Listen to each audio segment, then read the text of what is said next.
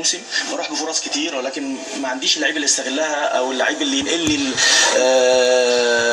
لقدام، ودي القدرات اللي عندنا. يمكن يعني واضح ان في فرق قدرات كبير، بنحاول نطلع من اللعيبه اكتر، يعني اكتر من طاقتها. في مباريات كتير كنا كويسين وكنا نقدر نكسب برضه، ولكن قله الخبره وعدم التوفيق يعني ده اللي خلانا في الظروف الصعبه دي. يعني بتفكر ازاي في يناير في ظل العقم الهجومي لفريق حرس الحدود، هدف وحيد في 8 مباريات؟ يعني بالتاكيد لازم يكون عندنا يعني مهاجم كويس يقدر يقتنص، لازم يكون عندنا اللعيب اللي يقدر يعني يستغل انصاف الفرص، اللعيب اللي يقدر يحل وينقل الفرقه اللي قدام بشكل كويس، اللعيب اللي يقدر يحافظ على الكوره بشكل كويس. بعض اللعيبه اللي عندها خبرات اللي ما يعني يمكن تاني مباراه على الاستاد. انا بقول احنا لعبنا 8 مباريات، اسوأ مباراتين لينا مباراه سيراميكا كانت على الاستاد، ومباراه الزمالك اللي برده كانت على الاستاد.